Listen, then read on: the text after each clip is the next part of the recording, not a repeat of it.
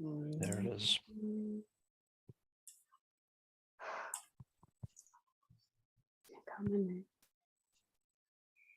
God.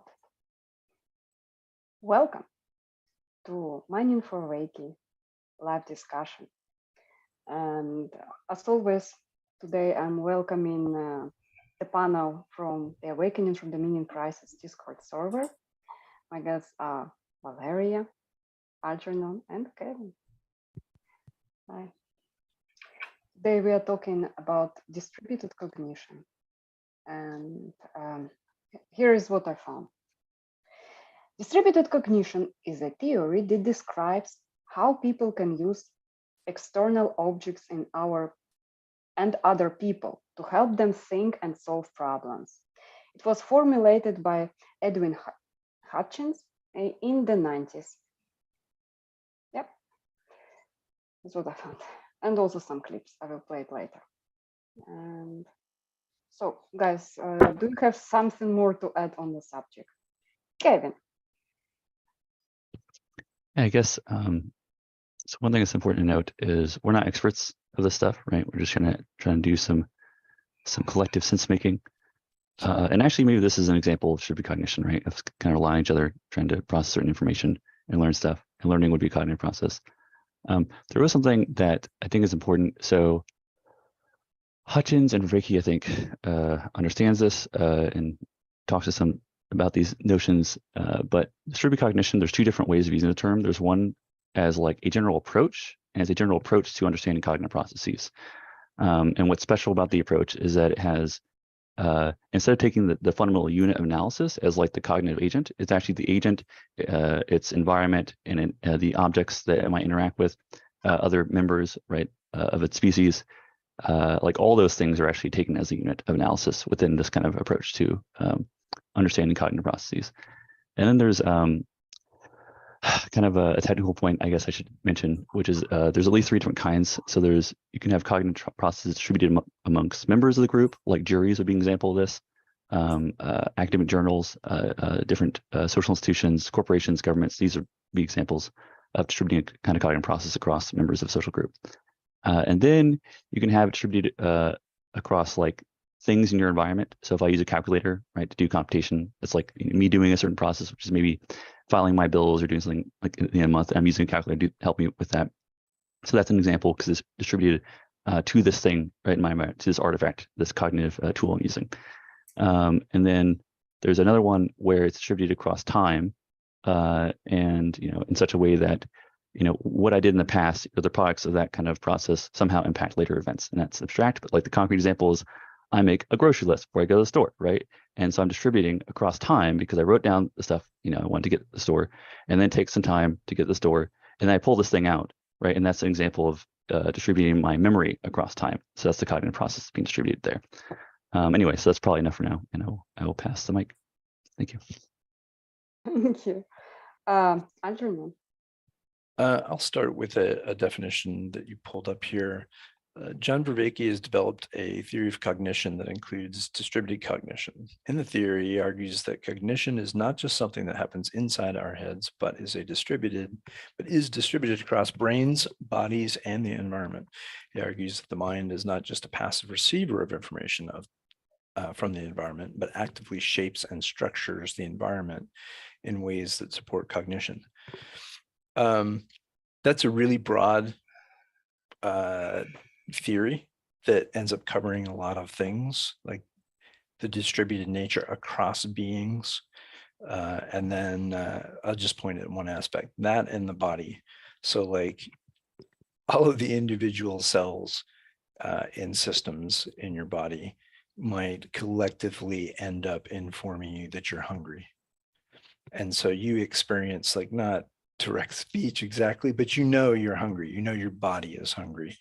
And that I would say would be an example of a distributed, I don't know if cognition is quite right in that case, but in that definition that John had given, there's like an emergence of the issue of you being hungry that is communicated from a collection of cells. And so that's like our feeling of being hungry is a result of a distributed cognition that goes on in our cells.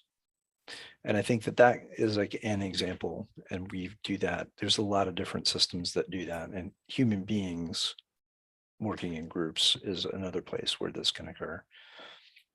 And I'll leave it at that for now. Pass.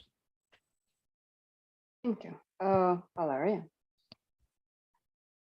Yeah, I want to start by apologizing because I'm particularly uninformed on that one. So, what do you think?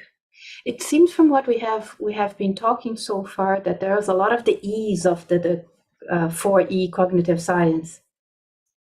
It's like the thinking doesn't happen only inside my isolated brain. So all these precious thoughts that I'm having that feel like they're mine, they're actually a product of my interaction with the environment, the result of, well, one obvious example that John talks about is language, right? I am talking in a language that I did not invent. So there's already something that it's not all mine in this, in the process of cognizing and thinking. My thought is a lot more dependent on the things around me and the things that came before me and the things surrounding me than it might feel to me. Might feel that I am doing all these thoughts by myself. But actually they are the product of a lot more that it's outside of me and external to me. Even the fact when I'm looking at you when you're nodding, that's priming my brain to like, yeah, more of that. That is landing well. If you were like looking surprised, then my brain would probably be searching for other explanations, or it might be searching for what I did wrong. There's all these things that are happening between us that are influencing the way I cognize the world, the way I think, the way I make sense of it. That would be what I would have to put there for now. Thank you. And let's hear John out. Okay. Now let me find the document. That one. I found a very old clip.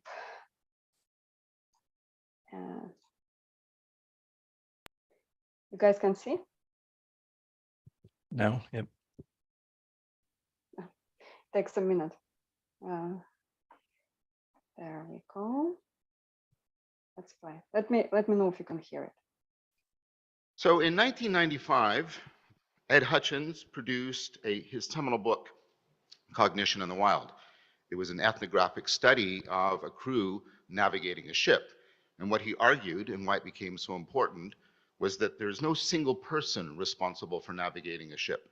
Instead, all of the people and all of the equipment self-organize into a dynamical system that is actually responsible for steering the ship.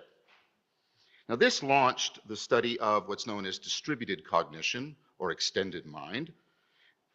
And that notion of extension comes from what's called 4E cognitive science. This is the cognitive science that I practice. I'm biased, of course, but I happen to think it's cutting edge, and it is very much a dominant subfield of cognitive science. What are the 4Es? The proposals are that cognition is inherently embodied, that having a body is not just happenstance, but actually necessary and constitutive of cognition. Cognition is embedded, it is dynamically coupled to its environment. It's enacted, it's something we do through modifying our sensory motor engagement with the world, and it's extended. Most of our thinking is actually done collectively, not individually. Most of our problem solving is done by networking together. So for example, none of us built this building, none of us are running the electric grid, and none of us here made this microphone, this equipment, the technology, all of this, none of us invented the language that I'm using right now. All of it is collectively run by networking human beings. So if you think of the tremendous power that we've released by networking computers together and things like the internet, and you get the power of distributed computation. A long time before that, culture was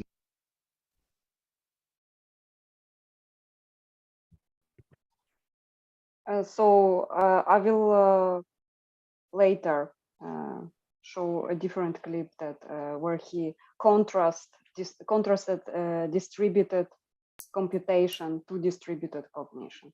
But for now, the idea that that really stands out to me is we can't function on our own. Basically, we need other people to kind of do their thing in order to kind of, you know, be alive. For example, eat. I mean, of course, you can survive in the wilderness, but it would be like a very difficult life. So the fact that everybody does what they have to do is what makes all of it possible. Yeah. I wanted to ask your ideas about the clip. Let's talk. One thing that was especially funny for me is that this, I remember that I got that example of the language from John, so it was not surprising, but it can happen that sometimes I think that it was my idea, but I actually just heard it somewhere and I am repeating things that having the feeling that I'm thinking them.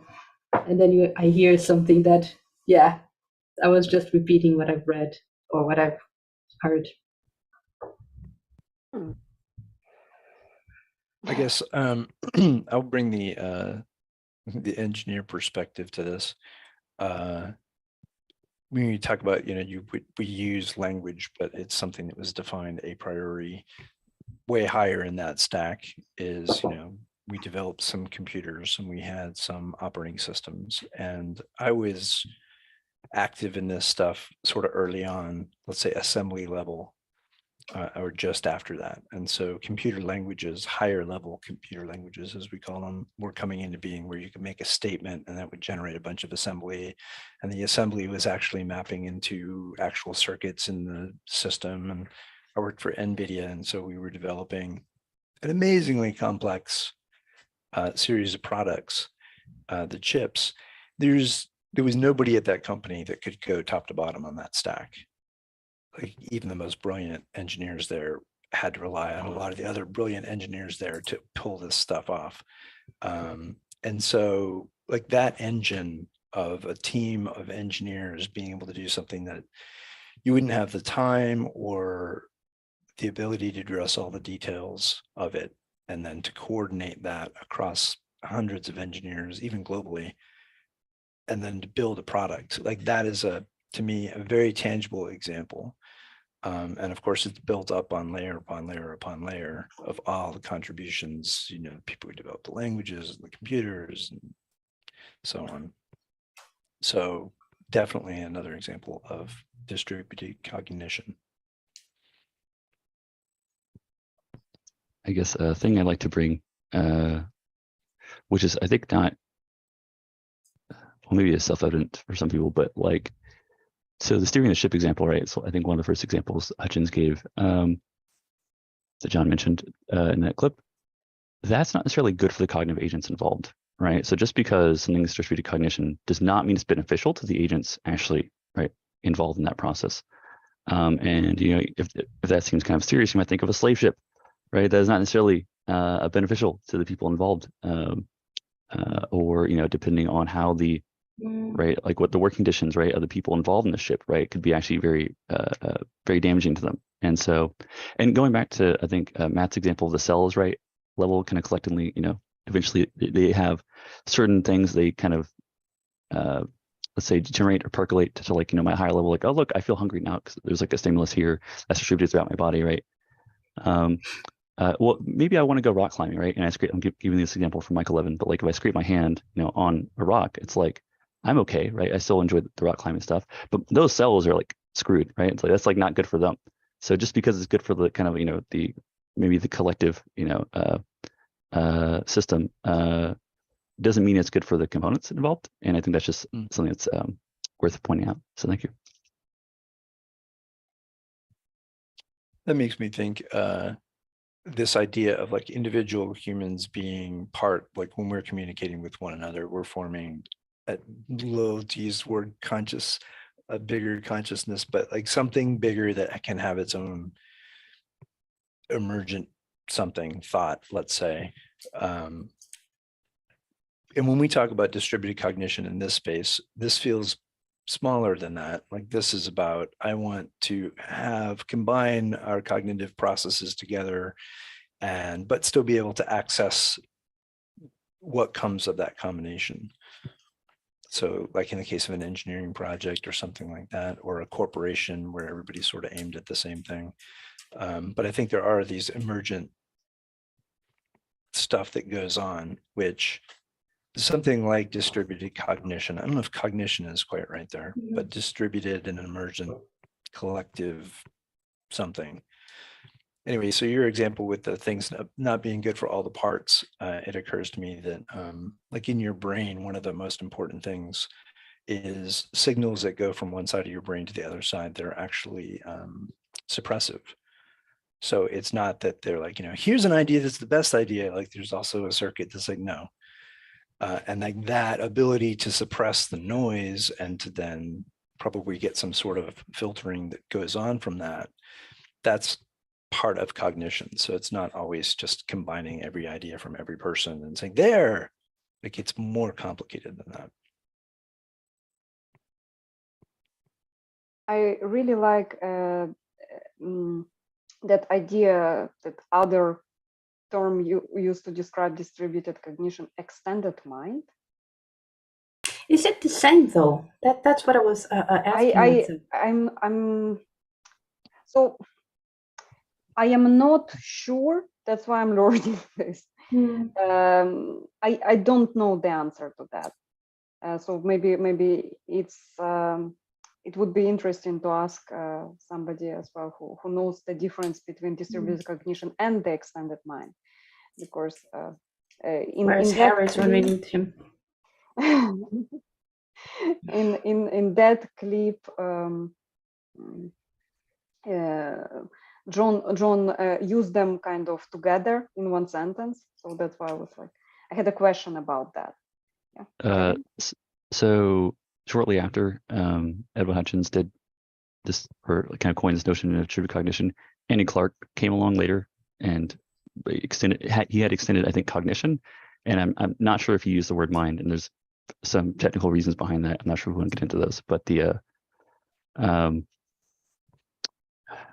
yeah, so there's also maybe, I don't know, again, I'm hesitant to bring this up, but like the idea of a cognitive process being extended, at least the Oxford Handbook of 4E cognition has a point to make about the notion of extended for a cognitive process. That means something very specific, and what that means is that the cognitive process is essentially like dependent on or constitutive by things in the environment. That, like, and I kind of, my interpretation of this is that there's something like, like it has to kind of come from that thing outside. It can't actually be on its own without that. The brain so of that. Yeah, I think language is actually an example of this, right? Because we've had these tragic, case studies which happened by accident, where children were severely abused and neglected, right, and kept like in a room. And after a certain developmental stage, right, they didn't seem to have the same kind of capacity or facility of language that one might expect is possible. And so I think language might be such an example of like, you take that person away from people who are going to like, give them this kind of model and to internalize it, then they will not be able to do that. So yeah. So anyway, thank you. Is that the Romanian Orphans? I think that the situation was that there was an orphanage and they didn't have enough people to care for the children, and they did not know that neglect was going to be so damaging on them. So they provided the children with food and yeah, but no human contact, because there were just not enough people, and then the children didn't thrive. It's very sad. I think that points to, from that definition that I read at the beginning, the connection to environment, because especially to a young human mind, your interaction with other human minds, which is establishing your language and some of your cognitive processes and your emotional valence and how to deal with all sorts of different things. And there's so much that goes into that is surely going to shape, we'll say shape the mind, but shape the brain tissue even, and the chemical processes and so on in those kids. And so it's not surprising at all that they're going to have a very different developmental path as a result of that, because we really are, like, in that early environment, especially, just rich absorbers of everything that's going on. And that is, I think that points directly at us being formed by our environment, not limiting environment there to just physical stuff, like your stimulus that you're presented with, your parents talking to you or reading to you or tickling you or whatever it is. All of those are formative of your mind. And so I would say that's, it's a distributed cognition at multiple levels. Like, that's the family trying to pass something into the child. And that's also society passing something into the family and culture and so on. So it feels like a fractal layered thing. Yeah, and those kids in the orphanage, their environment was also very poor because they were in the crib all the time. So they did not see things and they did not interact with, they did not touch things. They did not. That lack of interaction. Yeah. I hadn't really thought about that, but yeah, like, even if you can see, like, you put bright colors in the room, you're like, there you go. Yeah. Like that, or here's a TV, it's got shows on it. Man, it's got Plato's Cave written all over it.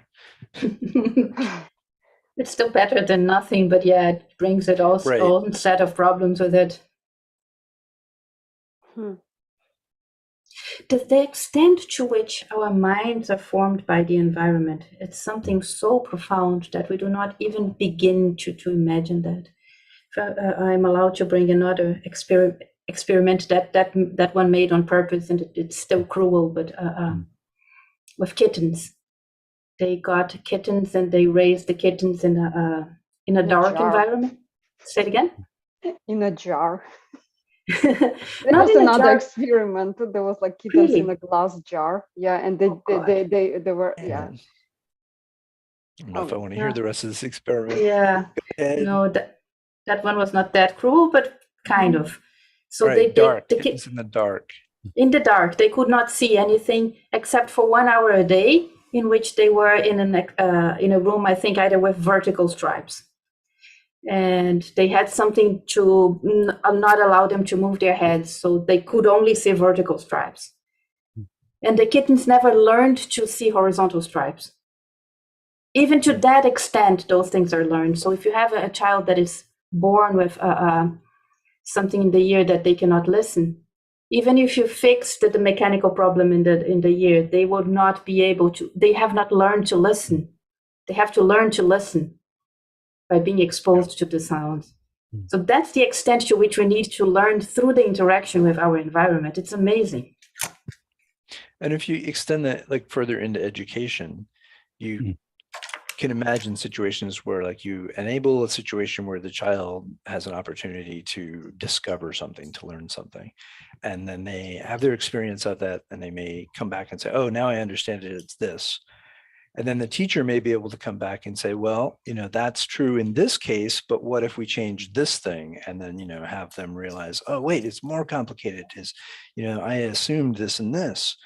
So basically you could lead them through a series of things, and at the same time you're teaching them to sort of question what is the bigger context. There's exercises in the way that you're teaching it that come about, and then they're shaping that person's mind to then ask those kinds of questions going forward, thinking of like a scientific sort of a framework. So like, you're actually shaping the way they think, their habits of the way they think, just by the way that you're educating them and interacting with them. I'm glad you mentioned that, because there's a very topical example of this that I found. There's a research paper called "Interactivity Fosters Bayesian Reasoning Without Instruction." And this kind of blew me away, because I was like looking at Wikipedia on distributed cognition, trying to go at some of the sources they were citing. This is one of them, and what's interesting about this is, I guess the short version is it's generally believed people are bad at probabilistic reasoning, and that it turns out if you give them certain external tools, right, in this case, little playing cards that kind of represent people in the kind of population, they're actually much better at trying to solve these kinds of conditional probability problems. And they had like 5 different experiments that went through trying to like change certain aspects to kind of, you know, demonstrate this. But yeah, and that's actually something I found, at least anecdotally in my experience, that if I'm trying to understand some mathematical concept, or like, you know, or some even probability, it's like I usually have to create some visual representation of it, some type of graph, some type of image that like gives me some handle on like what is this phenomenon, how do I actually, like, how do I have contact with it? And that's maybe why I find like big whiteboards or like, you know, open spaces to like kind of map out my ideas very helpful.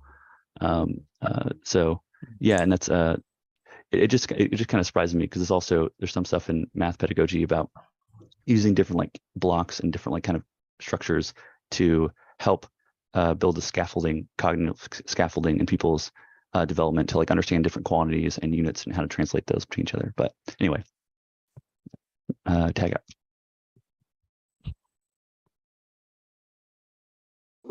I was thinking about purpose of distributed cognition as well. For example, I before today's live stream, the way practically I imagine distributed cognition as to better the way we are functioning. So we interact with the world, and our single mind is not enough to function better. So we need kind of other people around us. As an example, so me and my best friend would go into the bar, and she would watch over me. Let's say if I talk to a wrong person, and she would be like, "Don't talk to that guy. I can see he's not good for you. Please do not talk to that guy." And then if she talks to the wrong guy, that's, "Do not talk to that guy. I see he's not good for you." So we kind of both look out for each other somehow, not to get into trouble, let's say. And that's approximately how I understood an example of distributed cognition. It's to better our comprehension of the environment somehow. So I want to see if I understood it correctly, or there's something more to that. That idea of multiple people coordinating in discovering an environment, in this case, a social environment, that reminded me of an example. I've been coming up with these scuba examples recently. Sorry for those of you who, this is a different one. And that is, I was on a scuba trip. And for those of you who haven't been, if you're diving, like say a small scuba field, there's a bunch of little coral heads around, depends on the site. But it's like going to a field and there's a lot of stuff, you know, plants, there are the corals, and there's fish and critters. And anyway, the dive master asked and said, you know, what do you guys want to see? And we go, oh, we want to see a seahorse. And the seahorses in this area in the Caribbean were like 3 inches tall, if you could find one, and they were rare, and they're camouflaged. They look just like their environment. So we went down as a group of like maybe 15 divers, but we went down with the intent as a group of find a seahorse.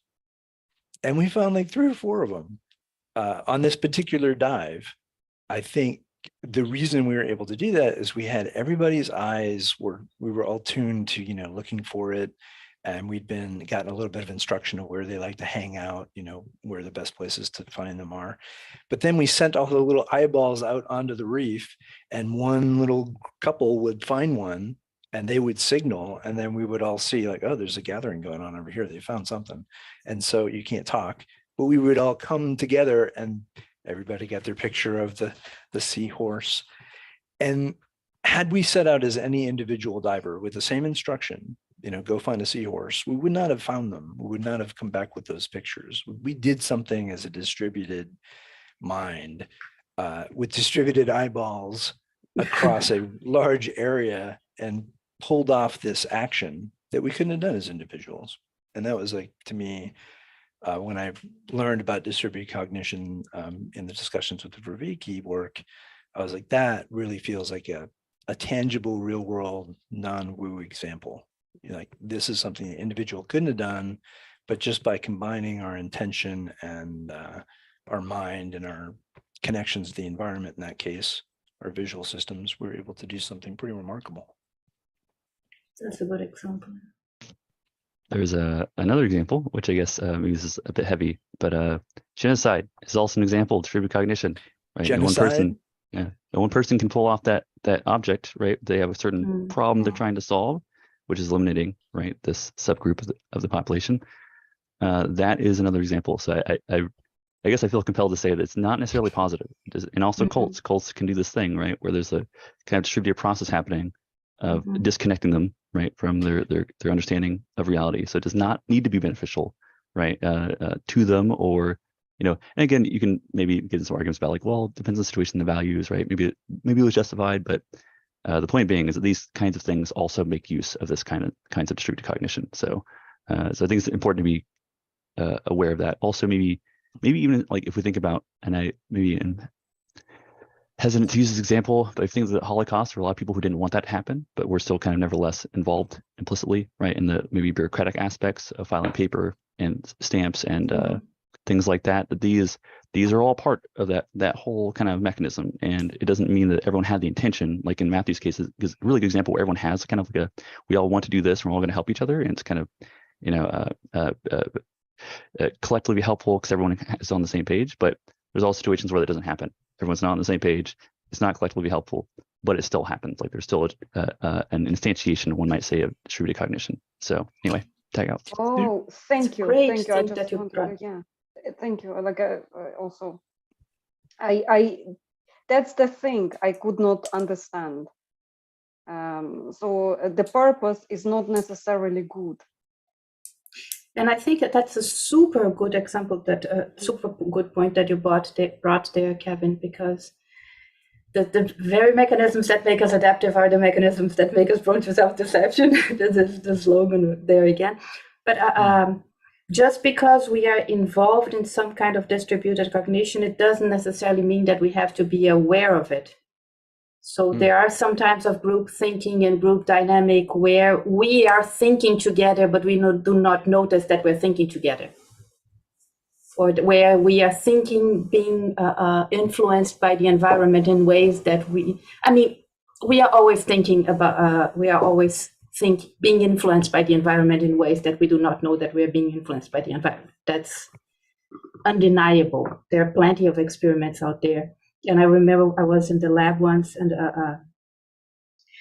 they were doing some experiment of meditation, and then there was a questionnaire, and somebody forgot a Deepak Chopra book on the table where the experimental subjects were coming. And that was like super bad for their experiment, because the people saw the book and now they were influenced by something that was related to the experiment. So I think that they needed to call these people again to ask the questions again, or something like that. I think it's an important aspect to not look at these different phenomenon and assume they're good. Like, we oftentimes just say, oh, distributed cognition. Like, if the group thought it, then it's clearly going to be, like, more well thought out. And I think part of the problem here is, in conceiving that, is all of the normal frailties that we have as individuals in our cognitive biases probably occur at distributed cognition level as well. So, like, if you're blind to something because you've adopted just a dogma, and then everyone in the group adopts the dogma, and now you have like this echo chamber where you're like, that's all we ever hear. Like, obviously we wouldn't think outside that because reasons. So the same biases that we have, where we might be blind to something as an individual, like the group could be blind to it and subject to it. So it would be wrong to think just because we distributedly cognated it, it's better or correct. Like, it's done distributedly, and we still need to reevaluate it, do that secondary pass. Giving us hope, though, is the fact that if you have more minds and all the minds are attuned to what they are doing and attuned to their own experience at the same time, that can make something much better. So if you're feeling that the group is off and you are attuned to your experience, you will notice that, yeah, I don't like what they're doing. And then, of course, knowing how to negotiate and one thing that they do here, I don't know if they do it everywhere, with school children, kindergarten children, when they go with a bunch of children for an excursion, kindergarten children on the street, they tell the children to hold each other's hands. So you always have two children. So if one wants to misbehave and go into the street, the other is there to embodiedly tell them it's a bad idea. And it works surprisingly well. Even though they are still children, they still have like only the child's capacity of knowing how good idea it is to run off into the street or to run after the cute dog, or so the more one of them can be make it more accurate in the aggregate. Yeah, I think it rounds out some of the error, I would say. And at some level, like, that's maybe spurious, narrow conceptions, but sometimes they're, that's an inspiration or creativity. So you don't want to quash all of that, but because you're not just looking for like the average or the mode of whatever it is you're cogitating about. I guess you want to hear all the voices, but still be able to, know which parts are noise or come to decision of which parts to give more weight to, more import to. So I think there's like good distributed cognition and pretty uncontrolled, unconstrained distributed cognition is as bad as any other individual. like the mob. Yeah, the mob mentality is like or the actual mob. Or the mob. We need to burn this building. We need to convince this politician not to vote yay on that.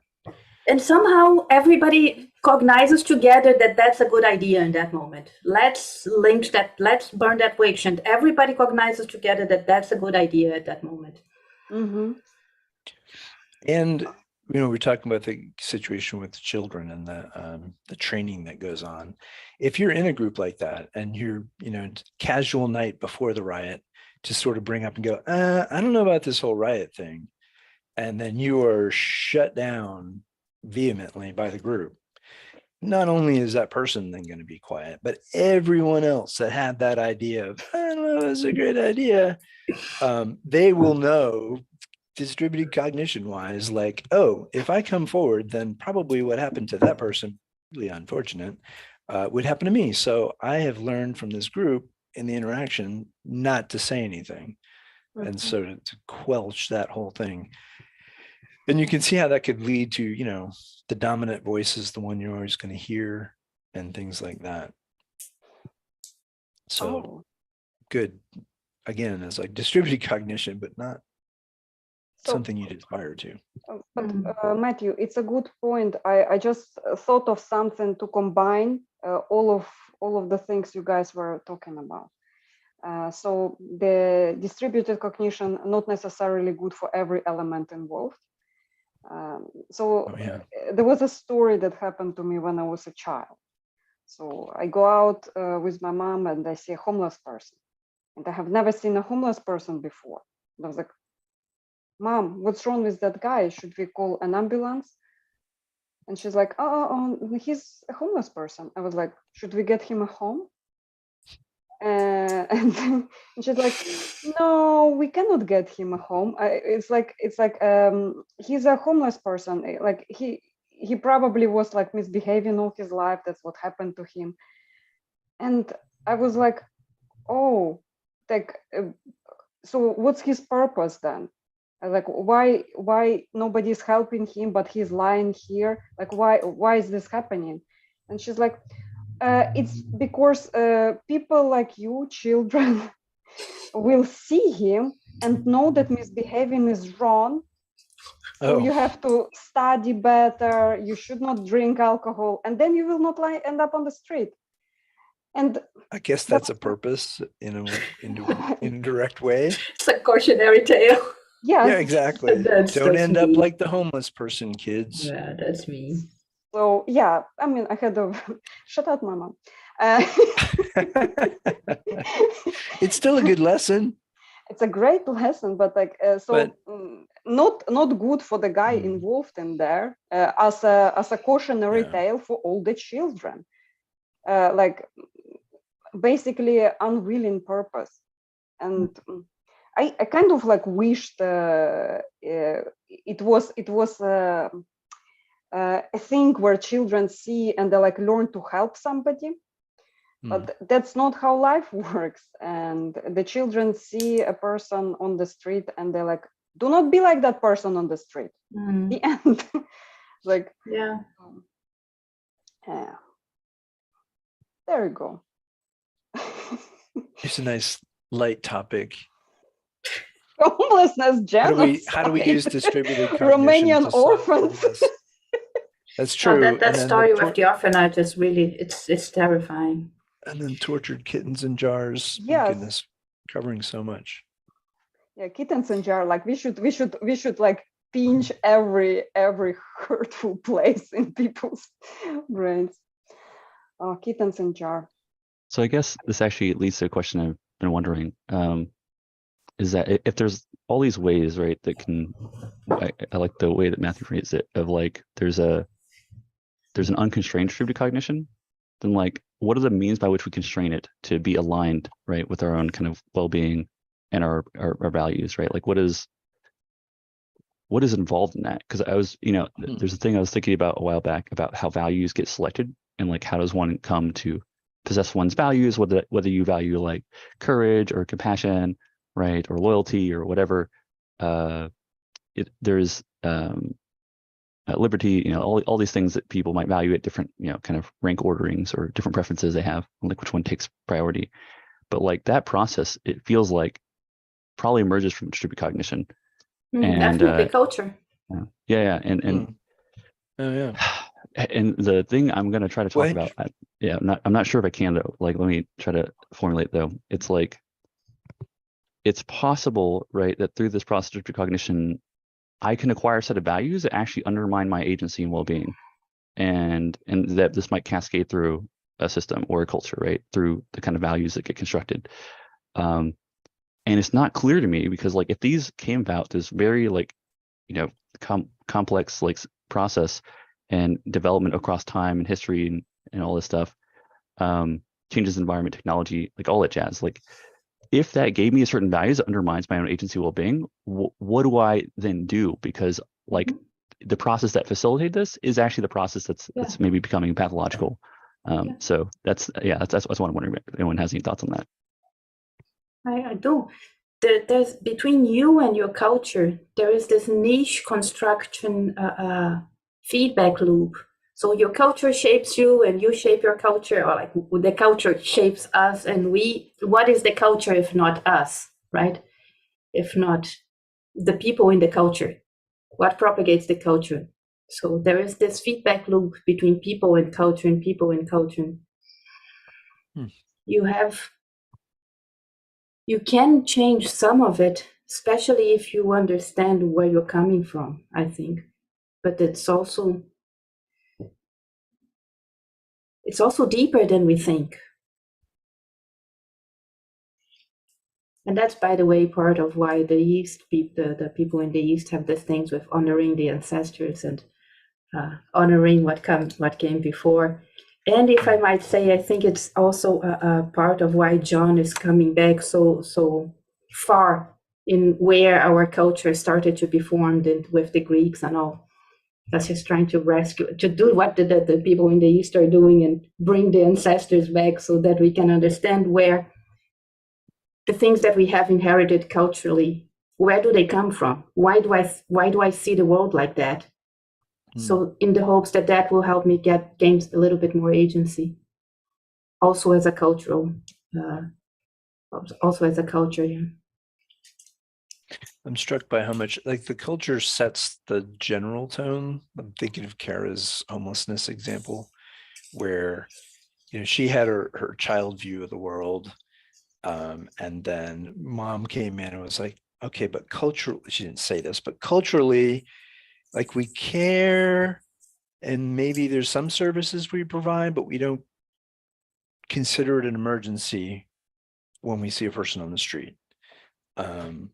And then that's partly a cultural thing that's being communicated from, and not everyone in that group will react the same way. I guess what I was trying to aim at there was their culture informs certain things that are maybe universal across everybody in the culture, but whatever your individual experiences are going to shape you, and you're going to build your own personal culture. Like if you've experienced war personally, like where you're a soldier, your worldview is going to be different after that in a way. And that's going to become part of what I would consider your culture. It's going to shape how you respond to things. It's really going to profoundly shape you. And I think everything that we encounter as we're growing up, maybe not as profound as being a soldier, but the culture, the things you watch, the people you follow, the ideas you accept and reject, that all ends up becoming part of your culture, and is very fragmented. At least that's my perception now in the States. Like we've built a million little cultures. There's some base level stuff, and even a little bit of that's being eroded, but there's so much that's in like the individual choice and signal selection layer. And so to me, that feels like part of the reason why you'd want to reach way back and say, look, let's get to the basic stuff that's maybe we can all still agree on, and at least fix that layer. Or even before we agree, understand. Yeah, just distributed cogitate on it. Cognize Yeah. is the word that you're looking for. That's what I was looking for. Cognize. See, thank you. Defining the problem, defining what it is, and then what do we think about this as a group, and having some few things where like we all agree to that. Those are hard to find. They're universal.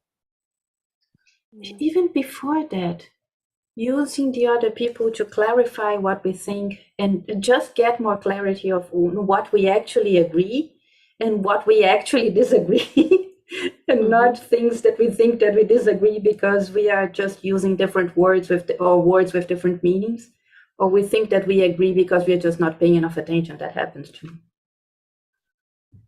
I just had an idea of like that just came to mind about why this might be a useful thing to think about. Like why someone might ask like, well, why the hell do I want to even use this term distributed cognition? Like how does that help me?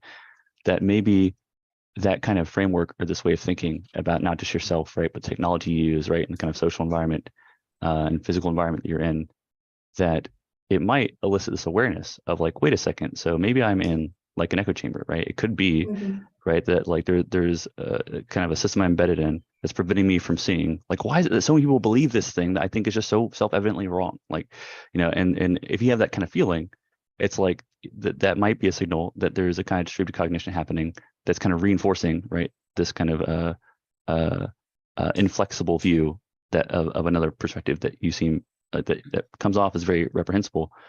And I think this is maybe appropriate to like bring up in the U.S. context, especially where it's like very often, right, especially in social media and how certain recommendation systems function, it's like that people will get the best versions of their perspective and like the worst versions of like the other side, right? Because the worst versions are like the most outrageous ones you'll get angry at, that will really upset you, and that you'll probably respond to. You'll probably want to comment and and react to these kinds of posts on Facebook or Twitter or whatever, TikTok, and yeah, and that's a kind of like thing that's happening that maybe this might give someone this kind of a cue of like, I wonder like if there's something in this system of distributed cognition that's like kind of holding me back from seeing something that like, especially like if there's such a large portion of people who think a certain way, it's like, why is that? Like, what is it that's compelling about that? And maybe the system itself makes it difficult for them to find that information. Google, same thing, right? Kind of recommendation history and your zip code, where you're at, all these things. And so then maybe one would be looking for ways to kind of counteract this, but That's just a speculative thought. Tag out. Yeah, I was just talking to my husband for lunch. Before you fight for something, the thing that you're fighting against, go to the people that you're fighting against and learn their side so well that they would think that you are one of them, that you could represent their side from their point of view. And then you'll get a nuanced view and see if it's still worth fighting for. Or against. Not fighting for, they're fighting against. Fighting for is good, fighting against is. The thing that I'm finding helpful in that, I guess I'm using distributed cognition in a way, is to try to be open to finding flaws on my own side and not seeing it as sides. Like the conception of it purely as it is this or it is anti that is clearly wrong. But we frame things like that so much. We just go, oh, there's the left and in the States, there's the conservative and the liberal. And yet if you talk to them individually, you're like, oh, there's actually a spectrum of beliefs across both of those. And as you point out, Kevin, like we amplify the most extreme view because it makes the best gotcha, it makes the best, can you believe what they're saying? And there's like 10 people who said that, but we're like, they're on the left. And then the people on the left are like, well, we don't want to criticize the left. So we don't necessarily believe that, but look at this crazy things that people on the right said. Anyway, so each side is holding up this example of the worst, let's say, or the most extreme, and claiming that's what the other side is. And so then you're like, oh, so we're the good guys, they're the bad guys. It is so hard to hear that high-pitched, really extreme example and try to find nuance, like from where you're at. That delta is too big. So I think when we're amplifying that extreme signal, like it's just a shouting match back and forth. When you get away from that and you start to look at the details of the arguments, or say like, okay, this fact is not agreed upon, or okay, that was hyperbole, or here's an example of my side not doing it right. Like this, if your side never gets anything wrong, then you're probably not looking at it very carefully. That's a form of bullshit, right? Let me just say that one in the way that John understands Frankfurt. I haven't read Frankfurt, but you get the catchiest, the most salient thing, and that obscures the truth. You don't. The truth is less important than the catchiness of this thing that I am presenting to you. It feels so good though. When somebody's, you're like, oh, there it is. Now I understand. I don't have to think about it anymore. I will bring it up at the end as well, Matthew, because I wanted to talk a little bit about your project and the difference between distributed and collective cognition. Before we do that, guys, stay till the end to hear about Matthew's project a little bit. Another clip. There it is. Takes a second to share. Which one is that one? So, and this is the clip of John doing that, and Paul is being very pleased with that. I'm kidding, of course. Let me play that. Oh, the bonsai is torture thing you also got in your recommendations. Sorry, the bonsai is torture. Yes, I really like plants, and also I'm a villain in my own story. Of course, my favorite song. Okay. And you can also see clearly that I really like that video and I subscribed. Okay. I'd like to point out that John. This is a very beautiful image. I know. Let's listen to that. Before the internet networked computers together to release the power of distributed computation, culture is a networking of humans together to release the power of distributed cognition. Most of our problem solving is not done as isolated individuals. For example, even our conversation here, you and I, we didn't create English, we're not running the electrical grid, we didn't make all this technology, we're not managing Zoom, we're not managing, etc., right? And so again, and notice how that gets us back to, again, notice the deep interconnections about how we're cyborgs, and how most of our problem solving is done a distributed cognition. And this is particularly difficult for people in North America, because as you said, the United States is the most individualist country in the world. But the idea that most of what we do is done individually is largely false. It's a myth. Now, I mean that in both senses. It's largely false, but it's been a guiding principle. It's been a way of resisting the tyranny of the majority and important political ideas. So, but I want people to understand that most of the time you are integrating with distributed cognition to make the machinery of culture. That's why one of the most powerful punishments you can give to somebody is solitary confinement, or turning them into a castaway, because we've naturally evolved to seek out, and because we're mammals and we're born so prematurely, we're dependent on, and I want to say that, and don't cringe, I'm asking people not to cringe. We are deeply and continuously dependent on the power of distributed cognition. And then,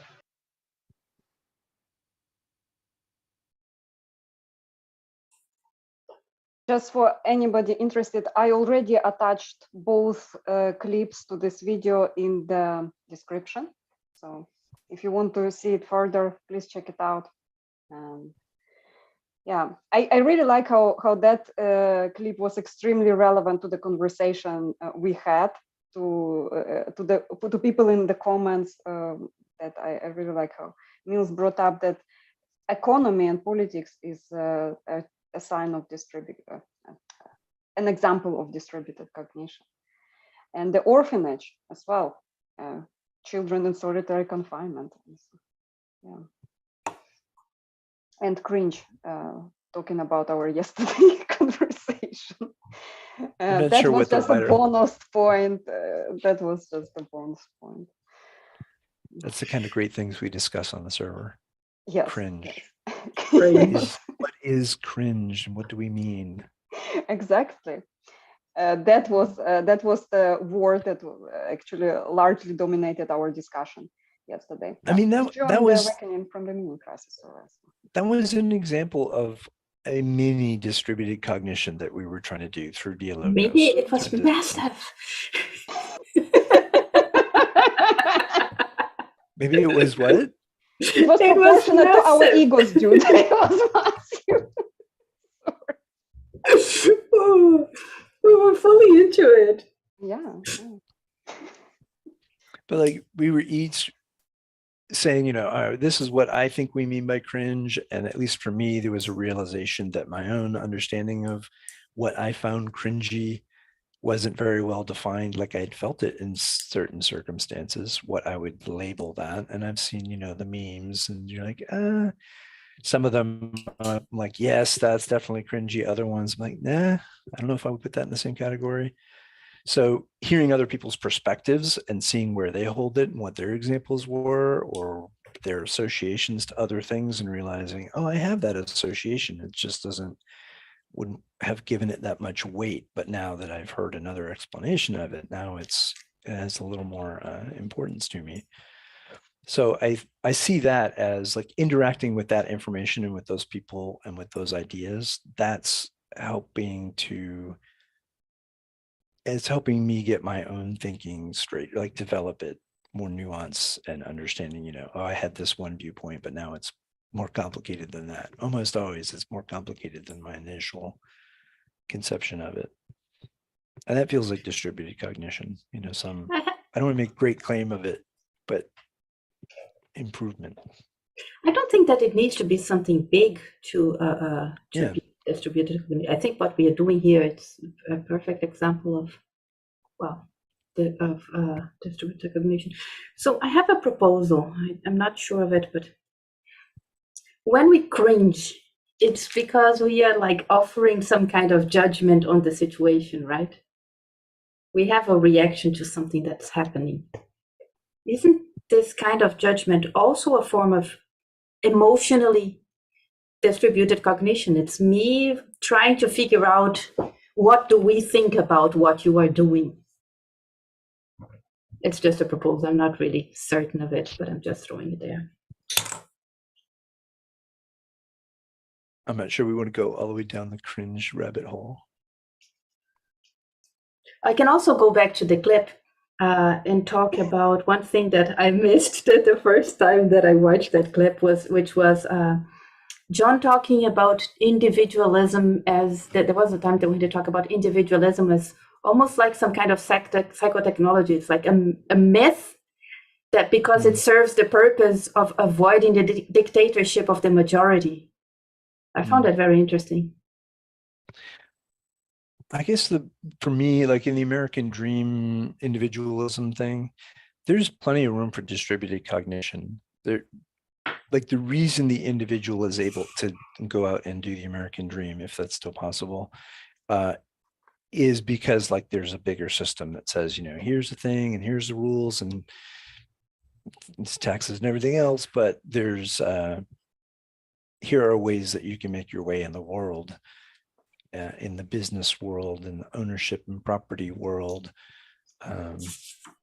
All that stuff is system that has grown and changed over time, not making any claims that it's the best or it can't be improved.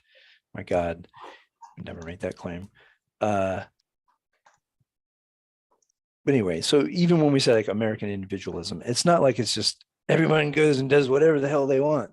Like it's way more structured than that. It's within this existing system, there are ways that you can hopefully improve your lot and your families, you know, and that's kind of like the American dream, that like there's a system there. If you apply yourself, you've got a chance to be able to do that, you know, and it's within your power to do that.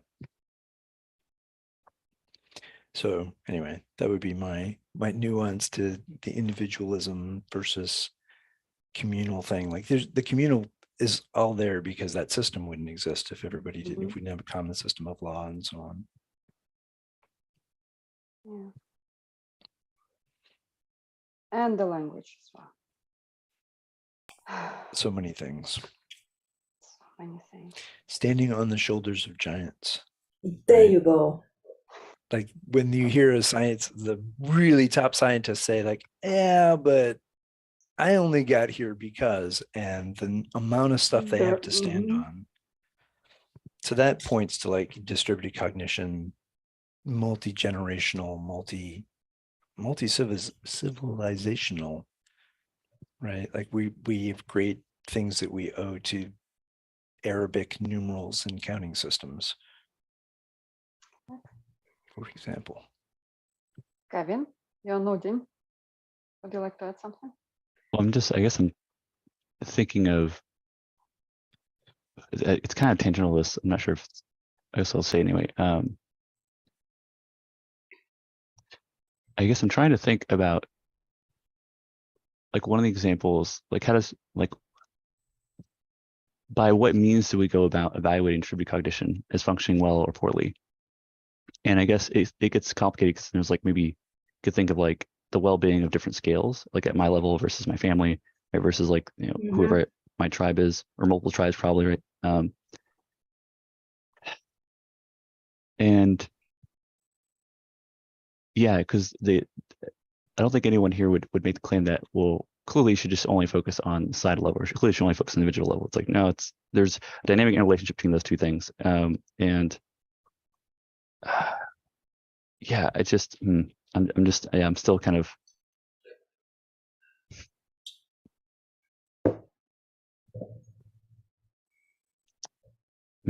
I mean, I guess in one sense, right, back to what Larry mentioned, is like that, you know, this is us doing distributed cognition. It's kind of talk, and maybe I'm doing it right now, like talking to the problem, like, what do you guys think?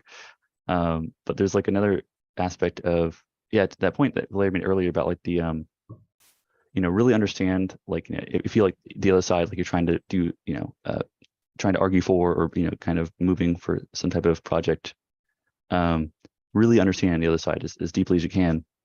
And even if that doesn't shift, like maybe you still think they're wrong, like that's the wrong approach, or that's the wrong way to go, it still might change your actual like approach to them, because you might start to like wonder, like, well, wait, if I like, you know, do social media campaigns to like spread propaganda that promotes my side or my cause, is that actually maybe instituting an arms race? Is that maybe going to make them double down, right? And does that create this kind of arms race dynamic where everyone's kind of racing, right, to use the most exploitative, damaging tactics that like hurts us at scale, right, collectively, and debases our capacity to make sense of things, because then you can't really trust the source of information you're getting from media and social media and all the other channels of information. So there's like, yeah, so there's a sense in which like, you know, like trying to understand the values seems important, but it's not clear to me how one does that, you know, just like, you know, your average Joe, right, like whatever 9-to-5 job, you know, just wants to go home and right, relax, maybe unwind, veg out, right, which we all do and probably need that to some extent. It's like, you know, I don't know like what is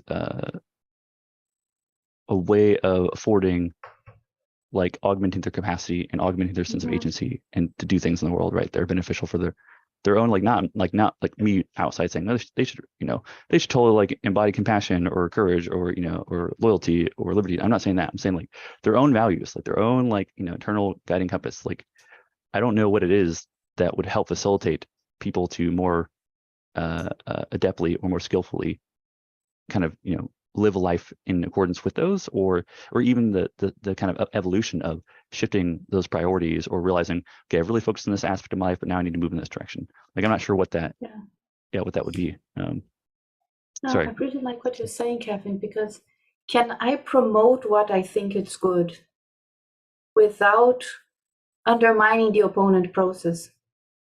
Like without trying to see what is good in the thing that I am promoting and what is good that the other side is trying to defend. And maybe we can find the higher good that we are both trying to aim at. Maybe I just don't see the full picture. It seems like implicit in that is interaction between the two. Like if one side just says, you know, here's our thing, and the other side says, here's our thing, and then they just echo that or variation of that forever, that's not going to develop. You know, neither side is going to come closer or understand the other side better. And so somewhere in here, there's got to be interaction. There's got to be, you know, an openness of my side got some part wrong, or is underemphasizing something. It's not going to be that one side you're like, oh, right, the other side was right on everything. And we've got this implicit assumption that one side's right, one side's wrong. And that is too simple. My side is right, the other side is wrong. Of course. Me too. I hope we're on the same side, otherwise you're wrong. I have a question here, talking about different sides and different point of views. I'm still grappling with the difference that Tito wrote in the comments. What's the difference between distributed and collective cognition? And I would like to add dialogos into the mix. Is dialogos practice, like dialectic, the dialectic into dialogos, that the one we do on Monday on the Awakening from the Meaning Crisis Discord server, is that practice an example of collective cognition or distributed cognition, or both, let's say? I mean, it's distributed and it's across elements, people. Yeah, across different levels of expertise as well, right? But what is the difference? Like, so I'm just saying, like, it is definitely distributed. Whether or not it's collective cognition. Our dialogue is cognition. Collective cognition or distributed cognition. I mean, I don't. They're not mutual exclusives. But what is the difference? I don't know the difference. So, for example, when I was telling the story about a girlfriend looking out for me, let's say in the bar, and me looking out for my girlfriend in the bar. Like we are kind of we're not physically looking out, but like we are thinking for each other, let's say. We are helping each other to make decision. Tito pointed out that this is an example of collective cognition. And I always thought it's like distributed cognition among me and my girlfriend. But like, but if those two are not mutually exclusive, so I'm still kind of fuzzy on the idea. I don't understand. So if people, you know, the true definition, please write it in the comments. There you go. We need Let's to use do distributed some more cognition to figure this out. Yeah, let's extend our pool of brains. Yes. Yeah, well, it's funny that I'm not sure, because I asked the lesser oracle of ChatGPT. I say lesser because there's, you know, this is the free one. Nice. I got that idea from a friend, but the because he just made a Don't joke. think like, yeah. Sorry, just because you paid for it doesn't make it better. I know, the greater oracle. But the so I asked it, like, you know, and actually I was kind of confused because whenever I heard the collective cognition, I actually thought, do they mean collective intelligence? Because I've heard that term, and that I could see that being a different kind of thing. But whenever I asked, you know, this is like in the same kind of chat history where I was asking a question about distributed cognition, which is a good starting place, but not a good place to end. But I asked, like, what is collected or collective cognition, and is it different from distributed cognition? And I was like, I'm not sure what that is. And then it says, it's speculated about, well, given the meaning of the words, it might mean this. But then I asked, what about collective intelligence? And I was like, those are different concepts, but they both involve interaction and collaboration of multiple people. And I guess and it's funny because this is me distributing cognition to this turtle in my environment. It gives me feedback. But the collective intelligence refers to the ability of a group or collective to solve problems, make decisions, or perform cognitive tasks that surpass the capabilities of individual group members. And whereas distributed cognition apparently focuses on that just being distributed and emphasizes the idea that it's not solely confined in the individual's mind. So yeah, so that's interesting, I guess.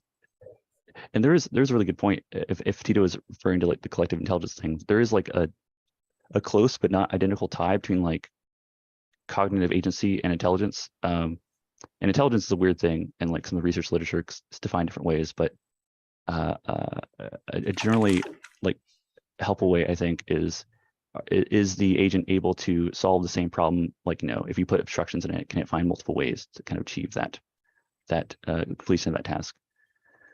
But yeah, those aren't, at least my kind of impression or intuition is collective intelligence and distributed cognition aren't the same thing, but they would be related. And but obviously I have to learn more about this. So tag up.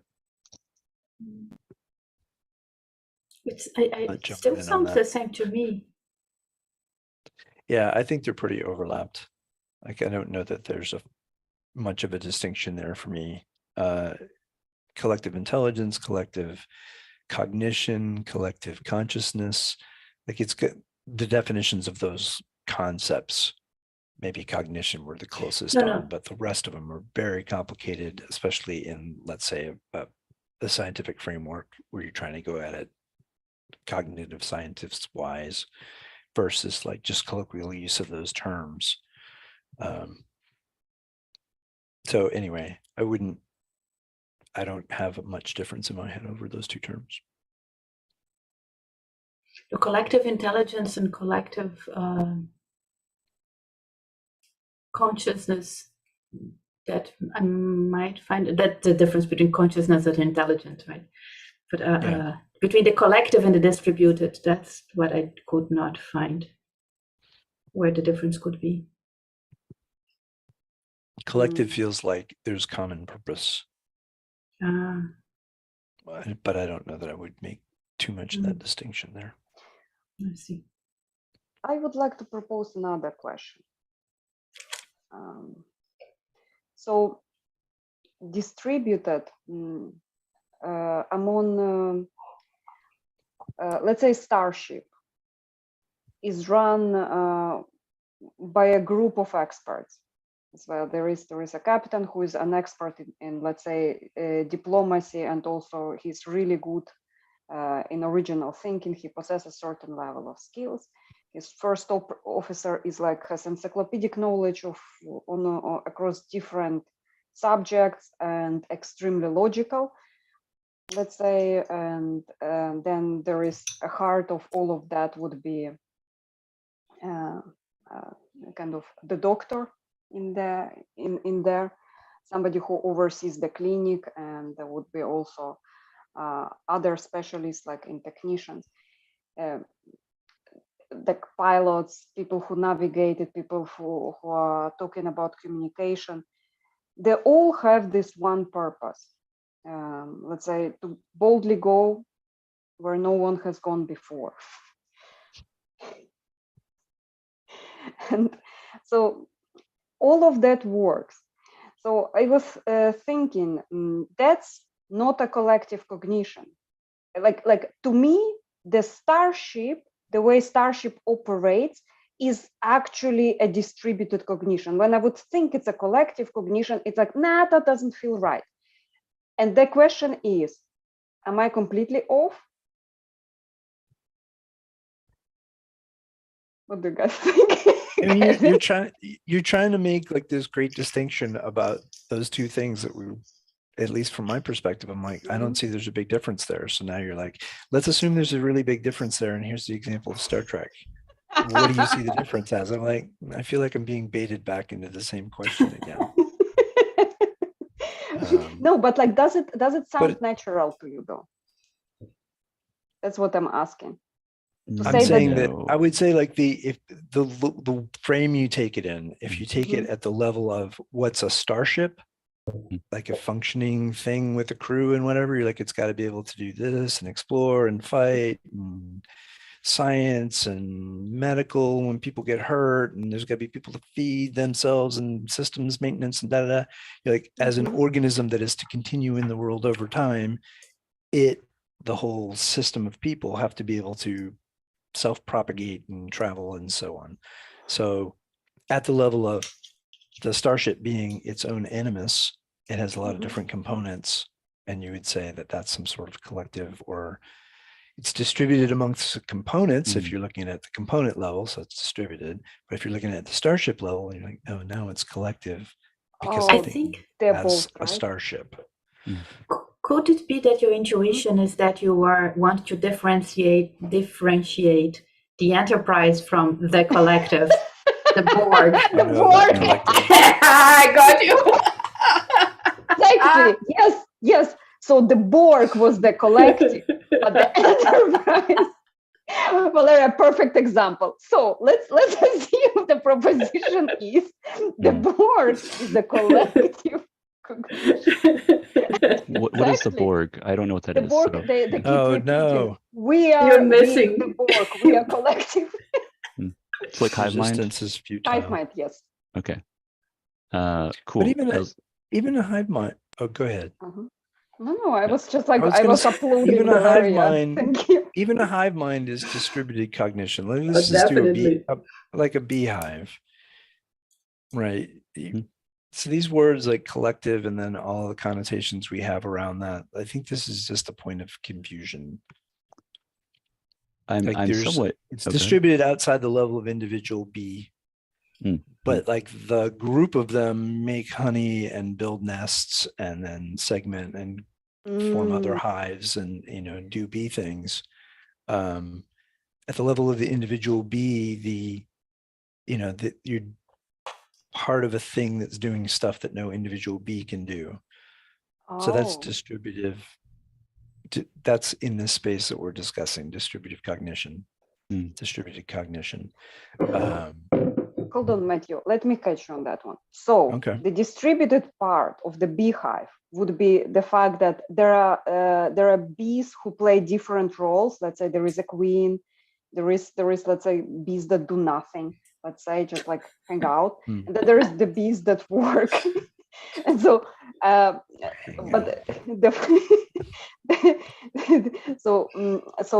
fact that there are different levels of expertise, that's the distributed part. But it's not contained within an individual. Yes.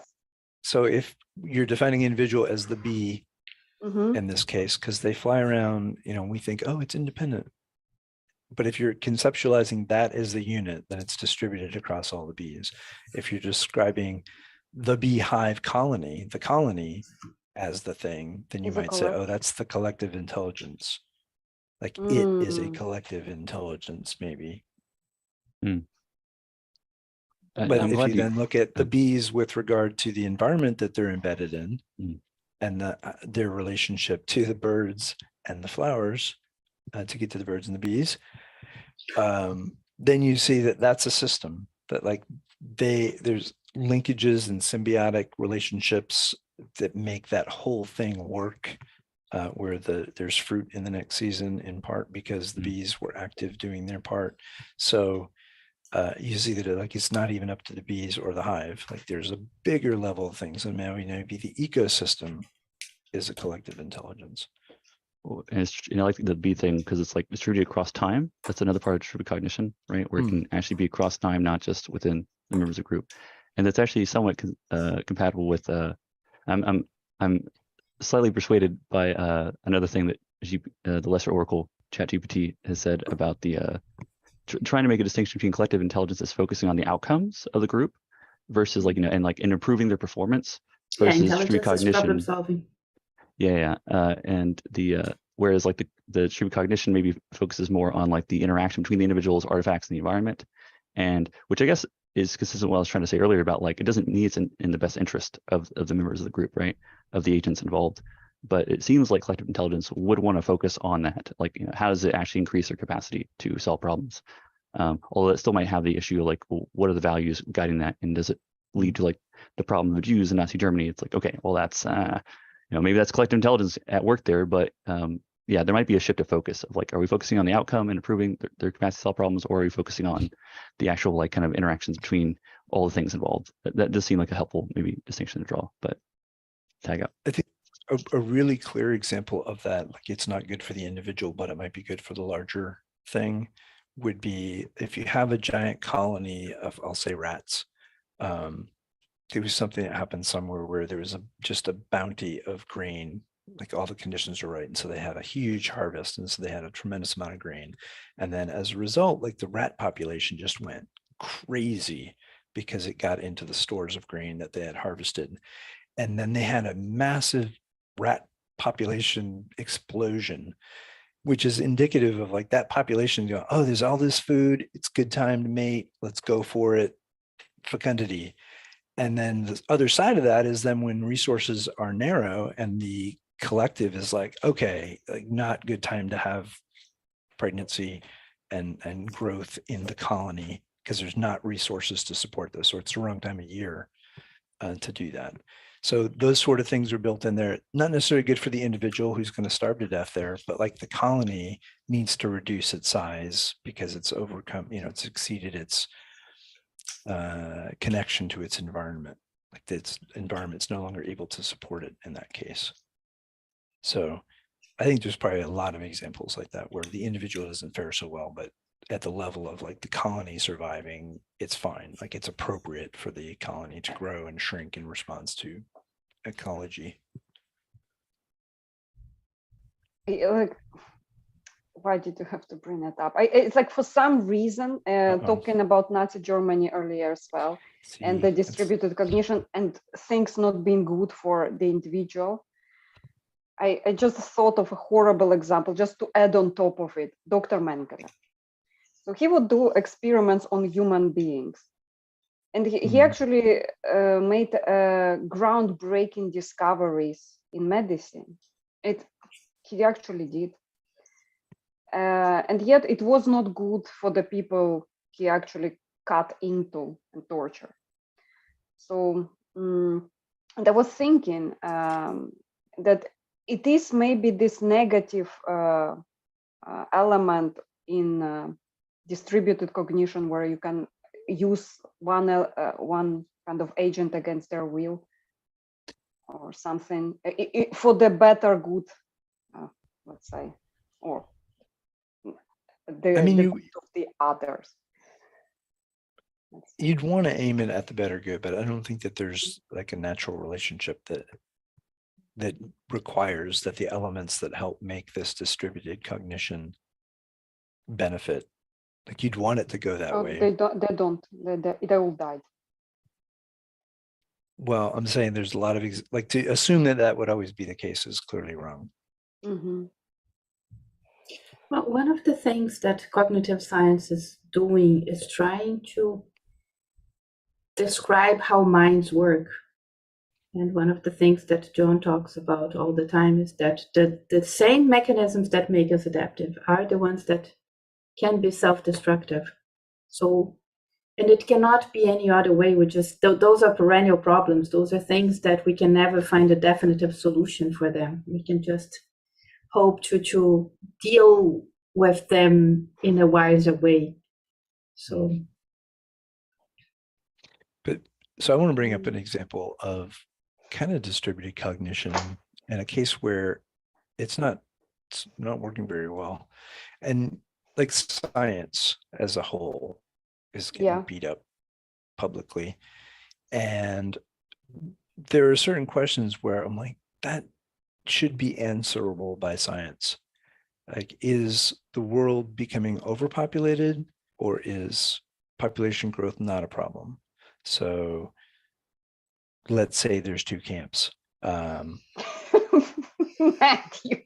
It seems like, and not to argue the propositional component there, but it seems like science, if it's functioning properly, should be able to distinguish between the situation where, however many we are, 8 billion, is it going to go wrong, or are we fine?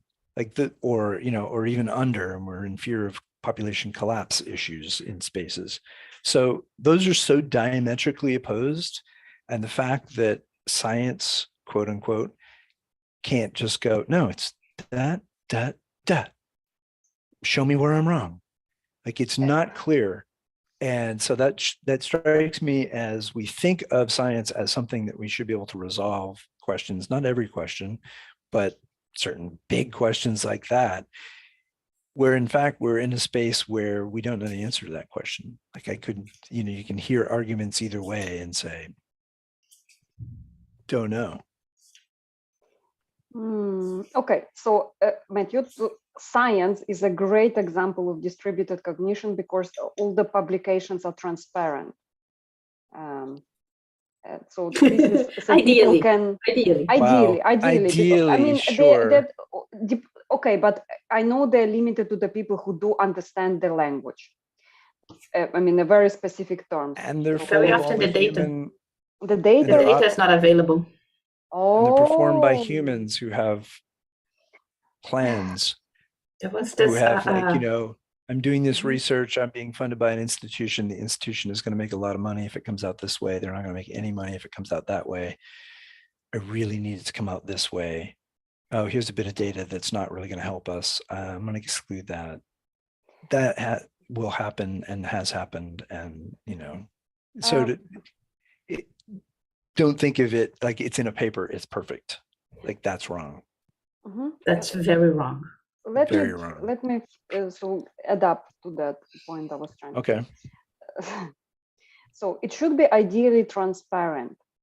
In the question of overpopulation, the thing is, the problem formulation is like the way they frame it, it's really not clear what factors are they taking in, because to overpopulation, what do you mean by overpopulation? Do you mean it's not enough food right now at the current state because of wars and political situations?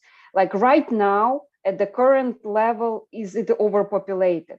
And with the acceleration of let's say population growth, because the medicine is moving forward, what if, provided we will focus on bringing in more food? So distributed cognition, science, and the questions like overpopulation and transparency should answer the questions: what if we are propelling to increase our population? What do we need in order to sustain the increase? Should we lower? I think I would run away with that question into a lot of concept and what ifs, and we don't have time for that. I'm sorry. Kevin. Mhm. I like to maybe address something as, so there's, I think, I don't know how popular this conception is, right? Because I don't really have the data or kind of stats on this or how we'd even try to do this, but the view that like science is somehow kind of an arbiter of knowledge is not how many scientists view that process. They usually view it as like it's an ongoing revision of a working kind of model, or you know, like in that model, right? Maybe maybe you can think of it as like encompass an overarching theory, and that we have different hypotheses, and we're trying to like run these experiments to try to like, you know, break the system to some capacity. But we're also trying to verify certain properties because we think those properties might exist. But there's not like usually a deep commitment to like, well, this we actually know as being the base level of reality. It's more of like, this is our best working model, and we're kind of open to revising this. And that's a lot of what you'll find in these kind of debates is people, to Kira's points, like they'll say, oh, well, I took into account these factors, and then like another researcher will say, look, this paper totally ignored these other factors that are relevant. If you add those in, totally changes the analysis, and that's an ongoing thing. So you know, there's a thing I find helpful, but it's somewhat technical to get into, but meta-analysis tries to address this, but of course, meta-analysis has the same problems normal research does, which is like, you have to have domain knowledge about what methods were used. Does it make sense they group these things together? Like maybe they're measuring different outcomes for a particular experiment.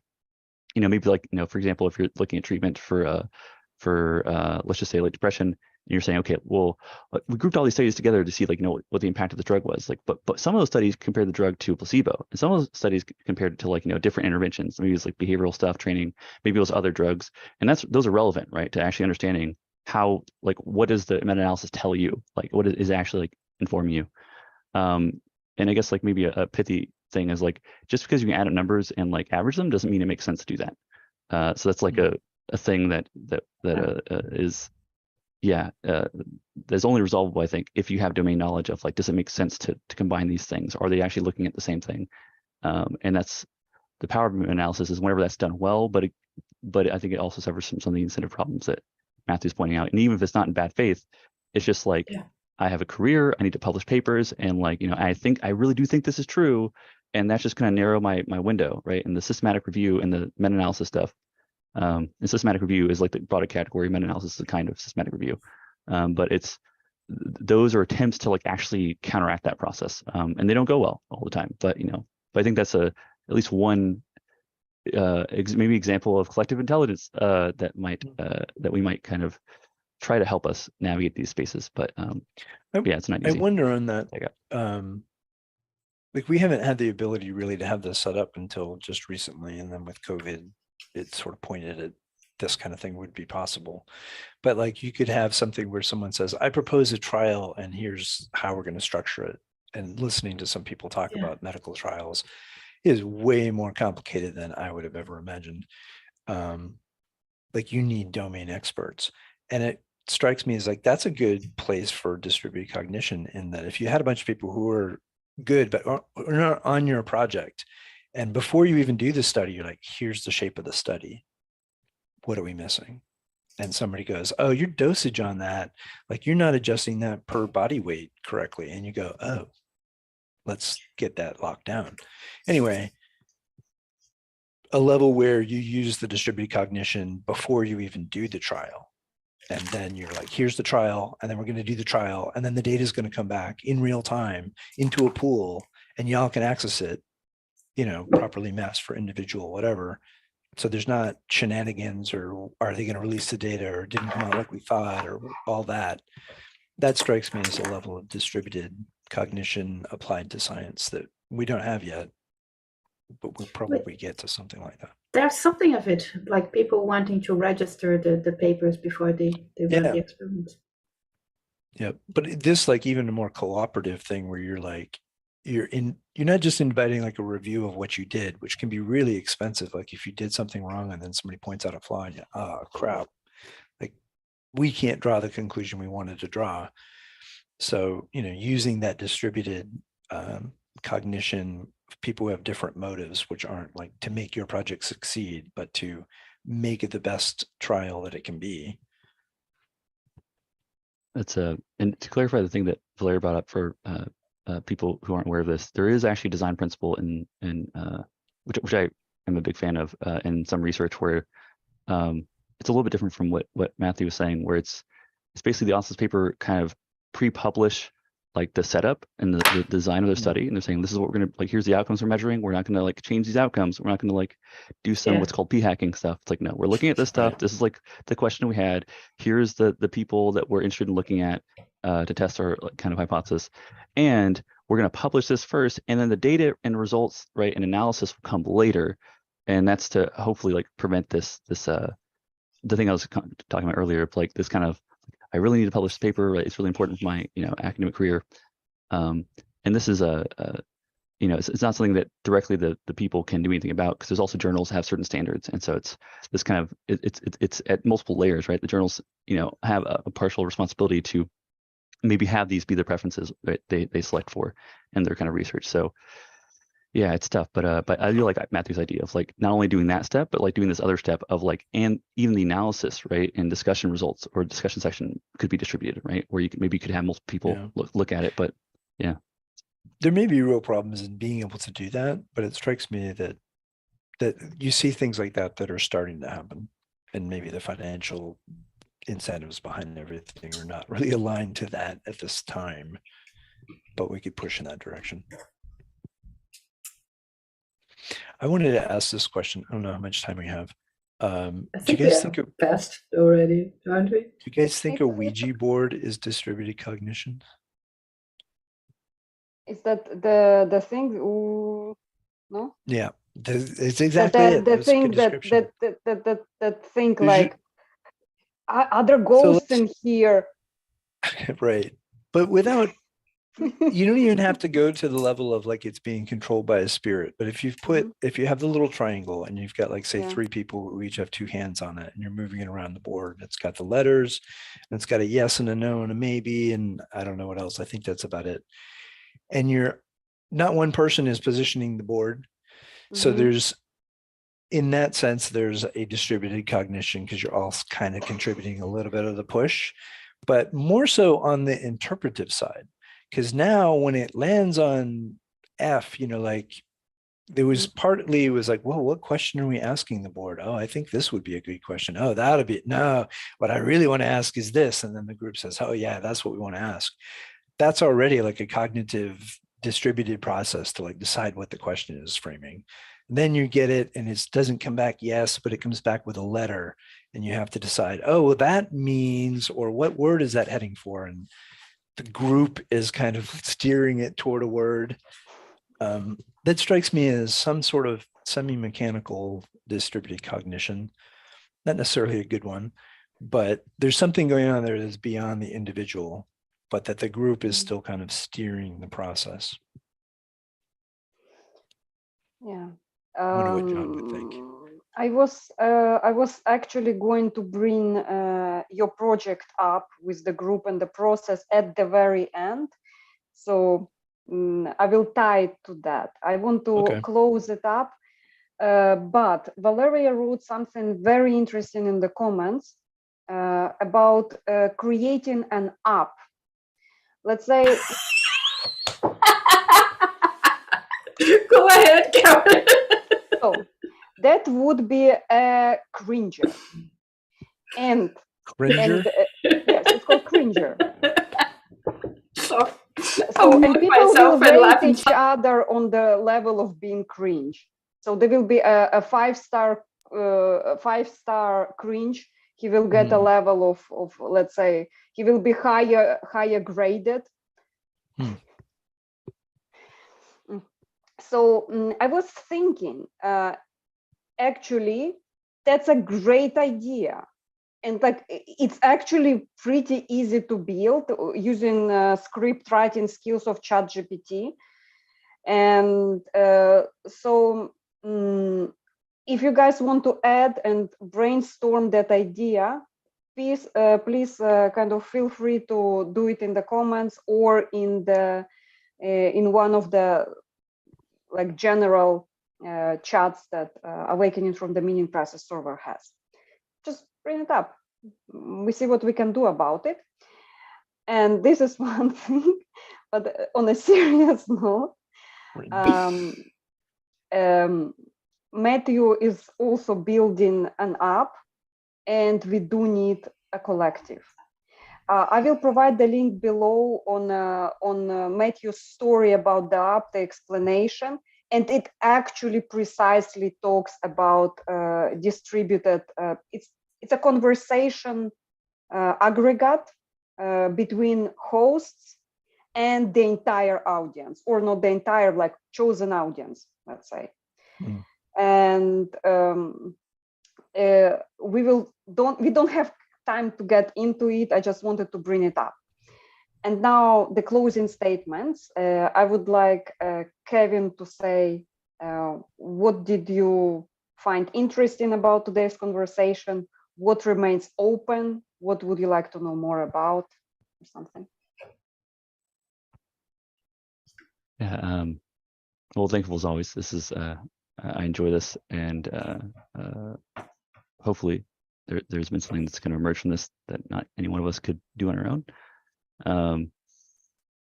But yeah, I guess probably the thing that's at least coming to my attention, which is probably the recency bias, but it's I think it's the comment that Tito made, and it's kind of a question now I have about like, well, like what is collective intelligence and distributed cognition, and like is it helpful to make a distinction there?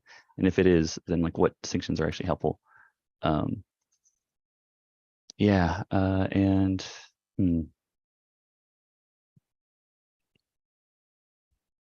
yeah, I think I'll end there. Thank you.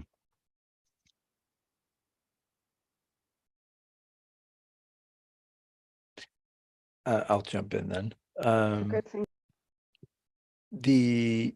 I guess for me, the thing that flows through all of these different topics is how does this apply in my life? And then how can I, where do I perceive problems in the world that these things could be useful for? And so distributed cognition, like the concept of that and the idea that things can be cognate outside of us, that's bigger than a single individual. That's heartening in these times. And so, I mean, what's open for me is this exploration of how can I help enable better distributed cognition? Where that, like we've talked about cases where it goes wrong. So it's not to say that it's the solution to anything, but basically ways to improve that, to give it a better chance, to make it more interactive. And I'll leave it there. And Valeria. Yeah, the thing with the app was a joke, just to make it clear. At least I meant it as a joke. If you found inspiration there for something beautiful, that's all on you. The beauty is all in your brain. So one thing that I find one thing that is in my mind very often with this conversation is I like those conversations a lot, but one thing that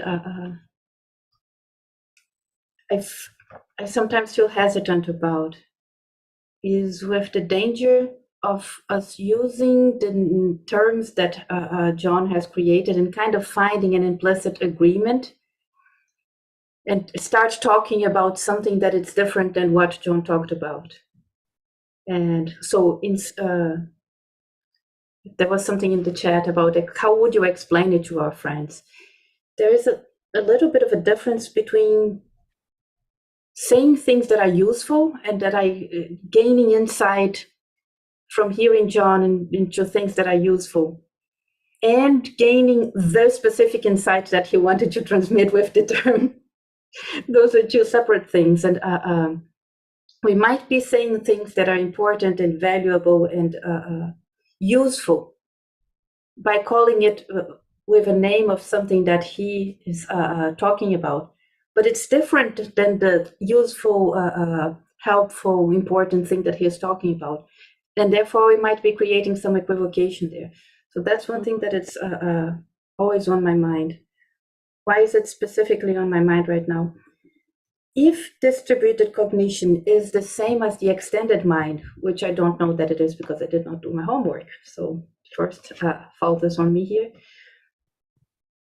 We have emphasized a lot one aspect of it, which is this aspect of thinking together with other people, and the other aspect of using the environment to help our cognition, how the environment affects our cognition. That was less emphasized. So I will end with a big thank you and a big I don't know. Thank you. I was thinking about the intelligibility part. So John used this example of a picture of an atom, a schematic of an atom in science books. It's like it has the nucleus and the electrons going around it, and like it looks like that. It's a schematic. If you will like look at the exact atom, it doesn't look like that. The electrons are much further as well. Like it's actually like the dimensions and proportions are different, and yet it brings the point across. The relevant part of there is a nucleus, and they go this way, like they have their own special orbit, the electrons. It brings the point across. It's the important part. If equivocation is misleading, for example, if it actually makes you learn the wrong lesson, yes, I kind of think it's if misinterpretation is the case, let's say, and if sometimes the words used in like very simplistically, let's say, but they are actually accurate. I want to find that. I don't have as well. I don't have the proper understanding of the terms, so I'm still trying to understand. I would really like to thank everybody in the comments, and also Upcycle Club. You're generous as always. Thank you so much. I'm very grateful. Thank you for my panel here. People, please check out the clips below. Also, I will add later the podcast with Algernon, where he talks about the application that he develops. If you want to help out, please reach out to Algernon on the Awakening from the Meaning Crisis Discord server. He's almost always online. Again, Valeria, Kevin, as well, Algernon. Thank you, everybody. Thank you. Bye. Till next time.